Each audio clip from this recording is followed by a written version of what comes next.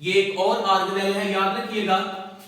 जो डिप्टेरिया की cell membrane है ये साइटोप्लाज्म के अंदर की तरफ इन्वेजिनेट होती है। उस इन्वेजिनेशन के नतीजे में या तो सैक लाइक स्ट्रक्चर बनती है, या ट्यूब की तरह लंबी लंबी शक्ल बन जाती है, या लैमेला जैसी शक्ल बनती है। तो ये जो सैक लाइक स्ट्रक्चर इन्वेजिनेशन से बनती है इनको बेटा नाम दिया जाता है मीजोजोम का।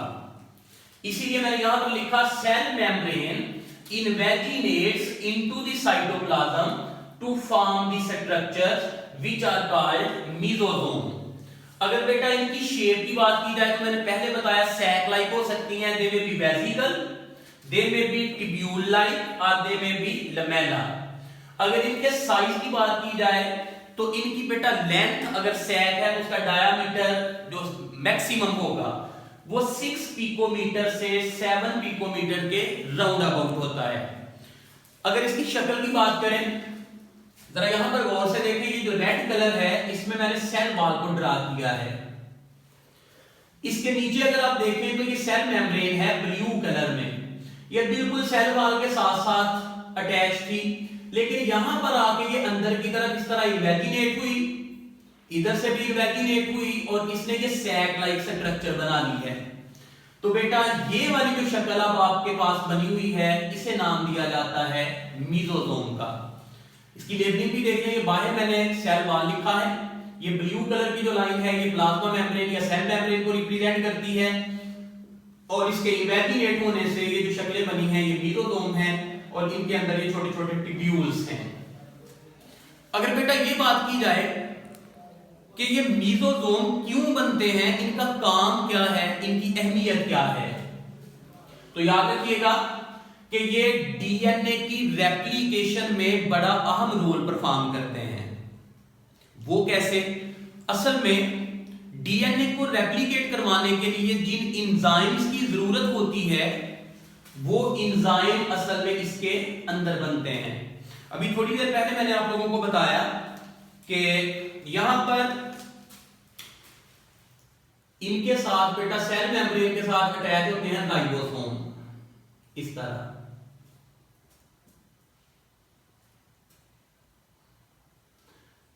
मैंने आपको यह भी बताया कि ये जो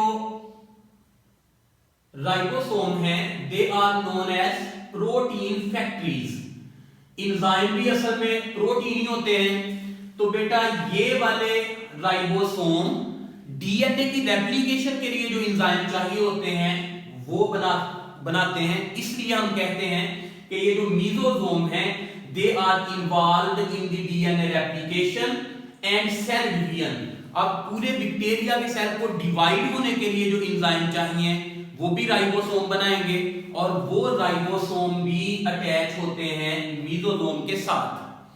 ये भी आपको बता दूं कि कभी ये राइबोसोम उन एंजाइम्स को डायरेक्टली साइटोप्लाज्म में भेज देते हैं ताकि डीएनए की रेप्लिकेशन हो सके। कभी कभार ये वाले राइबोसोम वो एंजाइम बनाने के बाद इस जगह पर स्टोर कर लेते हैं, फिर बाद में जब उनकी जरूरत हो तो जरूरत के वक्त उनको इस्तेमाल कर लेते हैं। अच्छा बेटा, एक और बात हम अच्छी तरह जानते हैं कि ये जो बैक्टीरिया और फंजाई है they are reducer, they are decomposer. तो मैंने आपको ये भी बताया था कि जितने भी डीकंपोजर्स हैं ये जब किसी चीज को डिग्रेड करना चाहते हैं तो पहले एंजाइम बनाते हैं, फिर उनको अपनी बॉडी के बाहर सबस्ट्रेट पे डाल देते हैं। अच्छा, ये सबस्ट्रेट क्या होता है? जिस चीज के ऊपर एंजाइम ने काम करना हो उसे नाम दिया जाता है सबस्ट्रेट। मिसाल के तौर पर अगर बैक्टीरिया ने ब्रेड को डीकंपोज करना है तो बैक्टीरिया एंजाइम बनाएगा, असल में ये राइबोसोम एंजाइम बनाएंगे, वो एंजाइम इस मीजोसोम में जाएंगे, इस मीजोसोम में से गुजरने के बाद आपको पता है सेल वॉल फुली परमिएबल होती है, तो इन एंजाइम को बाहर सबस्ट्रेट पे रिलीज कर दिया जाएगा। तो ये जो ब्रेड का मैं जिक्र कर रहा था ये असल में इस मिसाल में सबस्ट्रेट होगी। इसलिए बेटा मैंने कहा involve in the export of extra cellular enzyme, यानी ये जो मीजोसोम है जिन एंजाइम्स को बाहर निकालना होता है उनकी ट्रांसपोर्टेशन में इन्वॉल्व होती है। अगर बेटा इसके आखिरी काम की बात की जाए तो respiratory enzymes are also found in it. Bacteria ने रेस्पिरेशन करनी होती है। ये आने वाली वीडियो में, आने वाले लेक्चर में जब बैक्टीरिया की रेस्पिरेशन पढ़ेंगे तो मैं डिटेल से आपको लिख के भी इंशाल्लाह दूंगा। अभी मैं जुबानी आपको बता दूं कि बैक्टीरिया या तो अल्कोहलिक फर्मेंटेशन करेगा या फिर ये लैक्टिक एसिड फर्मेंटेशन करेगा। तो ये काम करने के लिए ये बेटा ग्लूकोज को तब्दील करता है ग्लूकोज 6 फास्फेट में, उसको तब्दील करता है फ्रुक्टोज 6 फास्फेट में, फिर उसको तब्दील करता है फ्रुक्टोज 1,6 बिसफास्फेट में, फिर इसको दो हिस्सों में तोड़ देता है डाइहाइड्रोक्सी एसीटोन फास्फेट और ग्लिसरैल्डिहाइड 3 फास्फेट में, फिर इनको तब्दील करता है 1,3 बिसफास्फोग्लिसरेट में, फिर इनको तब्दील करता है 3 फास्फोग्लिसरेट में, फिर इनको तब्दील करता है 2 फास्फोग्लिसरेट में, फिर फास्फिनोल पायरोवेट में, फिर पायरोवेट में, फिर पायरोवेट को तब्दील करता है या तो लैक्टिक एसिड में या फिर अल्कोहल में।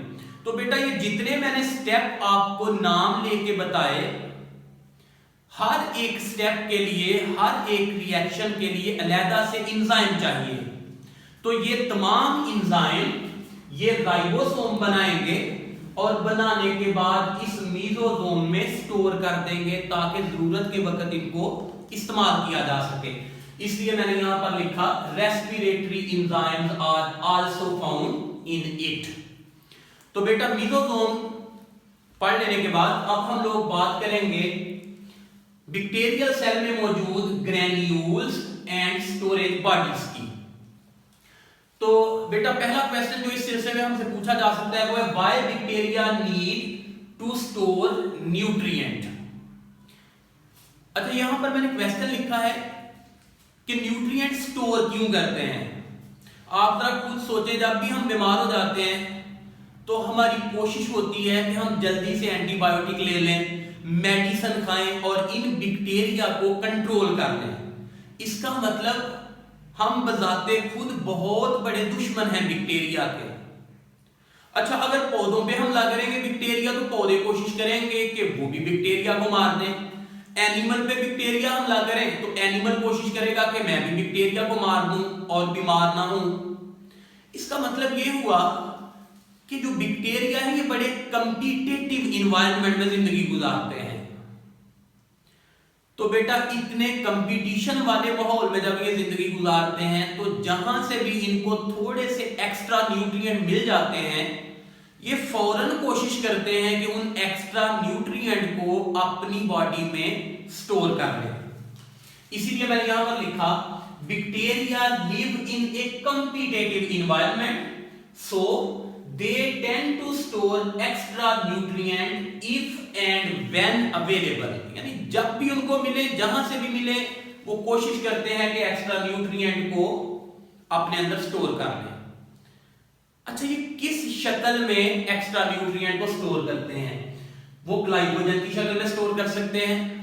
आपको पता है ग्लाइकोजन एक पॉलीसैकेराइड है जो ग्लूकोज के मिलने से बनता है। ये फैट की शक्ल में स्टोर कर सकते हैं, सल्फर की शक्ल में भी स्टोर कर सकते हैं और फास्फेट की शक्ल में भी स्टोर करते हैं न्यूट्रिएंट्स को। अब बेटा अगर बात की जाए कि बैक्टीरियल सेल में वेस्ट मटेरियल कौन कौन से होते हैं तो बेटा इनमें वेस्ट मटेरियल अल्कोहल हो सकती है जो अल्कोहलिक फर्मेंटेशन का नतीजा थी। इनमें लैक्टिक एसिड बनता है, ये वेस्ट मटेरियल है, ये लैक्टिक एसिड फर्मेंटेशन का नतीजा था। या फिर इनमें एसिटिक एसिड वेस्ट मटेरियल के तौर पे बन सकता है। यहां पर एक बड़ी इंपॉर्टेंट बात है वो आपको बताता चलूं कि ये लैक्टिक एसिड को एसिटिक एसिड में क्यों चेंज करते हैं। असल में बेटा याद रखिएगा केमिस्ट्री में आप आयोनाइजेशन कांस्टेंट ऑफ एसिड का एक टॉपिक पढ़ते हैं। वहां पर आपको बताया जाता है कि कुछ एसिड जो है वो वीक होते हैं और कुछ एसिड जो है वो स्ट्रॉन्ग होते हैं। तो बेटा लैक्टिक एसिड एक स्ट्रॉन्ग एसिड है, एसिटिक एसिड एक वीक एसिड है, यानी इसकी मौजूदगी बैक्टीरिया के लिए ज्यादा खतरनाक है, इसकी मौजूदगी बैक्टीरिया के लिए कम खतरनाक है, इसलिए बैक्टीरिया इस हाईली टॉक्सिक लैक्टिक एसिड को लेस टॉक्सिक एसिटिक एसिड में तब्दील कर लेते हैं।